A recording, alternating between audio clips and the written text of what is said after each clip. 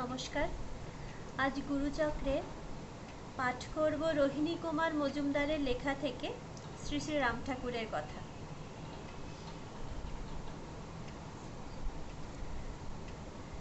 ঠাকুর প্রত্যহ সকালে বেড়াইতে বাহির হইতেন এবং বেলা 11:30টার মধ্যে বাড়িতে ফিরিয়া আসিতেন।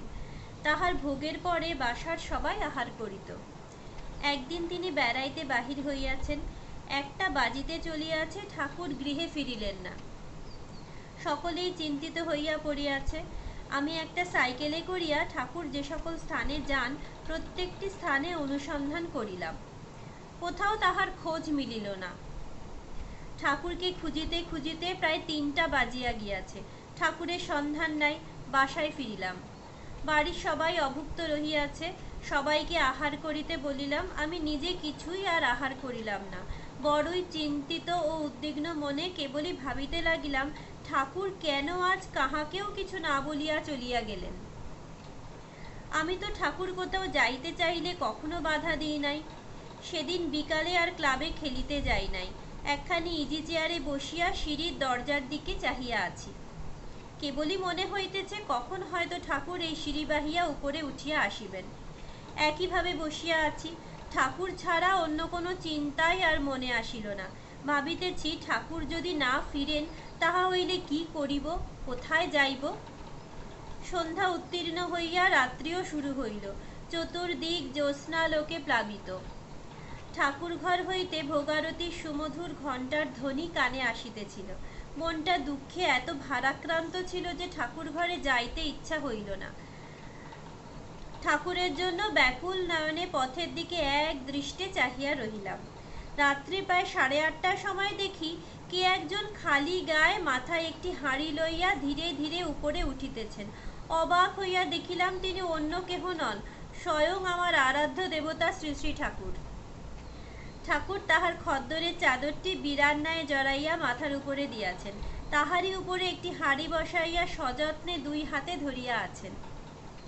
আমাকে দেখিয়াই ঠাকুর বলিলেন, শীঘ্রই এই হাঁড়িটা ধরেন, এই হাঁড়িটার মধ্যে প্রসাদ আছে, আপনারা খান। আমি হাঁড়িটি সযত্নে ধরিয়া নামাইলাম। দেখিলাম হাঁড়িটা গরম। ঠাকুরকে বলিলাম, আগে আপনি বসুন, আপনাকে খুব ক্লান্ত দেখাইতেছে, সারাদিন ধরিয়া কোথায় ছিলেন?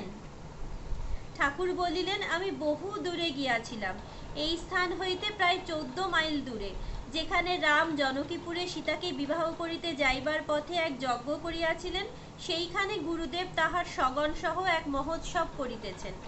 উৎসব শেষে গুরুদেব চলিয়া গেলেন, আর আমি আপনাদের জন্য প্রসাদ লইয়া বাসায় ফিরিলাম।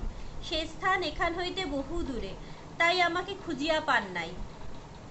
অবিলম্বে ঠাকুরের পা 2খানি ধুইয়া দিলাম। ঠাকুর বলিলেন, যান, এখনই প্রসাদ পাইতে যান।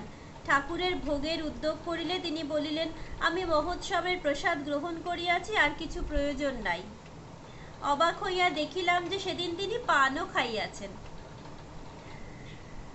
তাহার পান খাওয়ার দিকে আমাদের নজর গিয়াছে দেখিয়া নিজেই হাঁ করিয়া পান দেখাইলেন।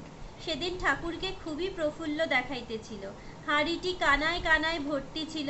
দেখিয়া মনে হইতেছিল যেন ওই হাঁড়িটির ওজন প্রায় 4 সের। বাড়িতে লোক আমরা মোটে 3 জন। আমার স্ত্রী 3খানা প্লেট আনিলে আমরা হাঁড়িটি সম্মুখে রাখিয়া প্রসাদ খাইতে আরম্ভ করিলাম। প্রত্যেকেই প্লেট ভর্তি করিয়া লইতেছি। শেষ হইলে আবার হাঁড়ি হইতে উঠাইয়া লই।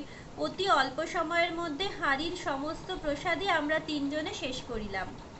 স্বর্গের সুধার নাম শুনিয়াছি, কিন্তু তাহার আস্বাদ পাই নাই। আজ মনে হইতেছে ঠাকুর যেন মর্তলোকে আমাদের স্বর্গের সেই সুধা আনিয়া খাওয়াইলেন। মহাপ্রসাদ গ্রহণে যে এত আনন্দ তাহা পূর্বে কখনো জানিতাম না। এই সময় ঠাকুর আমাদের পার্শ্বে ছিলেন। কি কি উপাদানে এই প্রসাদ প্রস্তুত হইয়াছে জানিতে চাহিলে ঠাকুর বিশেষ কিছুই বলিলেন না, শুধুই বলিলেন, উহাতে পেস্তা, বাদাম ও অন্য অনেক রকম জিনিস আছে। এই প্রসাদের কথা জীবনে কোনো দিনও ভুলিতে পারিব না। ঠাকুরের দয়ার সীমা নাই। জানি না কোন পুণ্যের ফলে এই নরদেহধারী ঠাকুরকে পাইয়াছি এবং তাহার সঙ্গলাভ করিয়া মনুষ্য জন্ম সার্থক করিতেছি।